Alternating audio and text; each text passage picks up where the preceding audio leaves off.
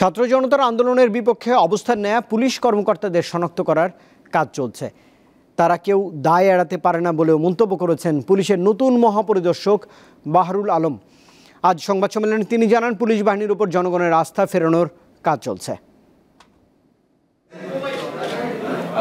বৃহস্পতিবার পুলিশ সদর দপ্তরে সংবাদ সম্মেলন করেন পুলিশের নতুন মহাপরিদর্শক বাহারুল আলম। এ সময় তিনি বলেন, ছাত্র জনতার আন্দোলনের সময় ফ্যাসিবাদী সরকারের স্বার্থ রক্ষায় পুলিশের কতিপয় কর্মকর্তা আইন ভঙ্গ করেছেন। অনেক নিরপরাধ পুলিশ সদস্য নিহত হয়েছেন। পুলিশ বাহিনীর পক্ষ থেকে শহীদ পরিবারের কাছে দুঃখ প্রকাশ ও ক্ষমা চান তিনি।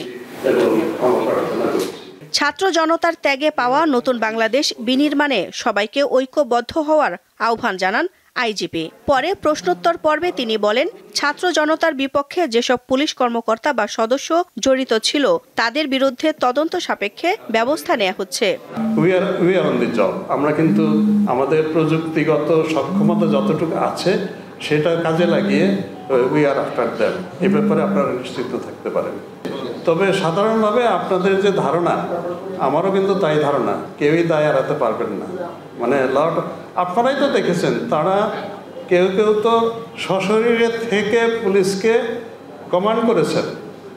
তাহলে কিভাবে আপনি বলবেন যে কোনো দায় নাই? অবশ্যই আছে। পুলিশ প্রধান বলেন, গণ অভ্যুত্থান পরবর্তীতে অনেক মামলা হয়েছে, অনেক পুলিশ কর্মকর্তা গ্রেপ্তার হয়েছেন, আবার অনেকে নির্দোষ কিন্তু আসামি হয়েছেন। ছাত্র জনতার আন্দোলনে পুলিশের সরাসরি গুলি চালানোর প্রশ্নের জবাবে তিনি বলেন, পুলিশ বাহিনীর জন্য সুষ্ঠু অস্ত্র নীতিমালা করা হবে।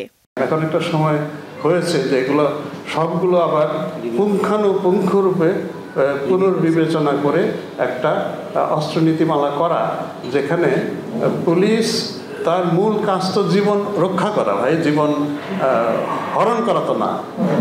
তো মূল কাজ আমার যেখানে জীবন রক্ষা করা, সেখানে তার আর্মামেন্টোরিয়াম কীরকম হবে, আমার মনে হয় যে উই শুড ডিসাইড নাও। আমার বিশ্বাস পুলিশ সংস্কার কমিশনের টিওয়ারিটা আছে। তিনি জানান, পুলিশ বাহিনীর ওপর জনগণের আস্থা কিভাবে ফেরানো যায় সে বিষয়ে আগে কাজ করা হবে। এছাড়া অবাধ ও সুষ্ঠু নির্বাচনের পরিবেশ তৈরিতে পুলিশ বাহিনী কাজ করছে। একটা জিনিস আমি আপনাকে ব্ল্যাঙ্ক চেক দিতে পারি যে নিরপেক্ষ নির্বাচন করার নিরপেক্ষ নির্বাচন অনুষ্ঠিত করার যে পুলিশি সাহায্য, এইটা করার পূর্ণ ক্ষমতা আমাদের আছে। আপনারা আগে দেখেছেন। আইজিপি বলেন, পুলিশকে রাজনৈতিকভাবে ব্যবহার বন্ধে পুলিশ সংস্কার কমিশন কাজ করছে। উদ্দেশ্য সাধনের জন্য ব্যবহৃত না হয়। দিলশাদানি, দীপ্ত সংবাদ, ঢাকা।